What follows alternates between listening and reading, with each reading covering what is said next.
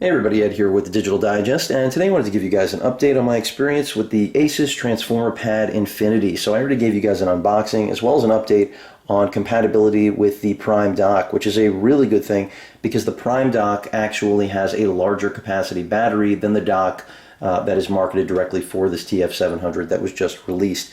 Now, obvious improvements, well, let's start with the screen. I can tell you guys it's really good. Definitely the best I've seen on any tablet to date, especially the brightness level because you've got that super IPS Plus display. Going outdoors with this isn't going to be a problem, and I can't really say that for any other tablet on the market, even the iPad. So that's one area where this even outshines the iPad. You've got much higher brightness level here, and just the overall resolution does come through. Now, if you put this side by side with the Transformer Prime, I think you'd be hard-pressed to find significant differences in the screen quality just because it is subtle, I'll say that. And brightness levels are the same. As far as build quality, so far I've noticed that construction is very similar to the Prime, and that's both good and bad. Good in that you know what you're getting. Bad in that the quality control could definitely be better. There's no question I expected Asus to up their game now that they are a Nexus partner with the Nexus 7 being out there, but unfortunately in the couple models that I got here, there certainly was a difference in terms of build quality. Some are creaking around the edges, some aren't, but overall I think those are issues that most people are not going to pick up. In terms of actual performance, it's been great. A little bit of lag here and there, that has more to do with Asus and their own updating of firmware rather than obviously any hardware issues. And I can tell you that because I've experienced all of the tablets across the line from every manufacturer, and they all perform a little bit differently, obviously because they all have slightly modified versions of Ice Cream Sandwich, at least the new tablets that are out there. But your entire experience here is going to be a very good one.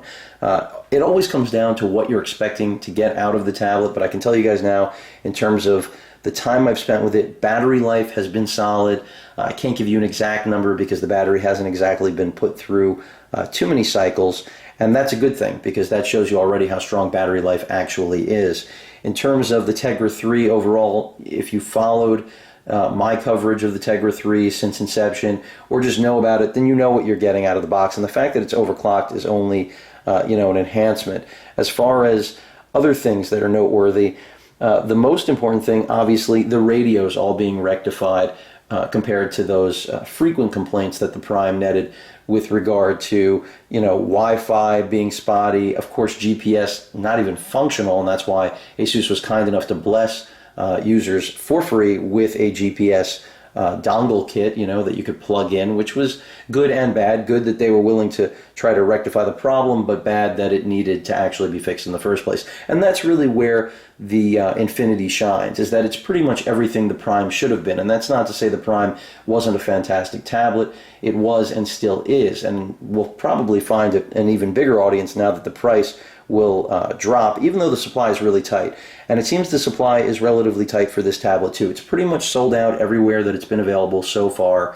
I can tell you guys that if you're going to watch a movie on this, you're going to be happy you have the extra resolution. Is it going to blow you away compared to the Prime screen? No, I can tell you that from personal experience. But there's no question, once you get up to these resolutions, you don't want to go back. And, in terms of overall performance right now, camera quality is certainly better. I can tell you that from my own personal tests. As I mentioned before, battery life looks really solid, and that's not even when I'm pairing it with the dock, so that's only going to make things better. Want to talk to you about SD card compatibility because that's been a big complaint right now. With micro SD cards, basically what you're looking at currently is that some will work, some won't. It's pretty spotty. I have no better way of putting that. And from what I've read and what I've tested, I can tell you guys the following.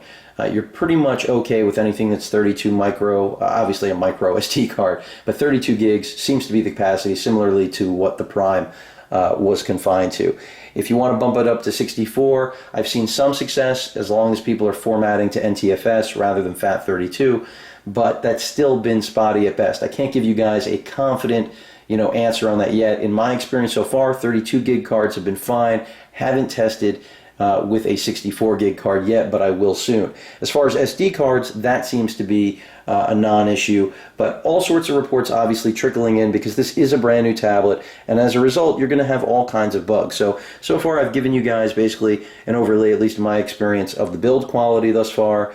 So I'm pretty impressed with it. It is built well overall. Don't take any of my criticisms as a miscue to tell you that this isn't made well. Certainly there will be an audience of you out there, though, that at this price point, $500-600, depending on the capacity you're picking up, you're going to be highly critical of the build because, for example, with something like the Toshiba Excite line, granted the 10-inch has its backlight bleed issues, the overall build quality in terms of things feeling like they're coming apart, you're not going to find that. And that's something where Asus does need to improve. But overall, really like what I'm seeing despite that critique. And the screen quality is great. Definitely the best in the business right now. But, AMOLED would be obviously the next step. I don't think it gets much better than AMOLED. So this is as close as we're going to come at an affordable price, at least for the time being.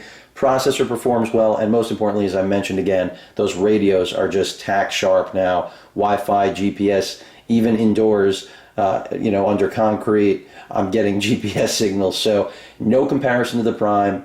This is what the Prime should have been. Again, these are only really initial impressions. Need to spend more time to give you guys a really full picture, but performance looks really solid. And those of you out there who enjoyed maybe the original Transformer, you're going to be really happy picking this up. The Prime, I still have to spend more time to really tell you guys whether or not the upgrade is beyond the obvious, which is the high-def screen that you're picking up here, which is really nice, and obviously better radios. Other than that, the Prime and this, not a very large gap. But try to give you guys as much feedback on this as I can, and also in regard to dock performance, everything's been working there. SD card reader, battery charging, haven't seen any drain issues. If I think of anything else, obviously I will update you guys, but just wanted to give you a general update on performance and whether or not it's meeting my expectations. And so far, I'm pretty impressed with what the Infinity represents. And right now, it's definitely the best tablet on the market, but QC, unfortunately, still a lingering issue with Asus. Anyway, if you guys have any questions or comments, please feel free to post them. And of course, stay tuned for my full review of the Infinity. And of course, please feel free to subscribe. Later.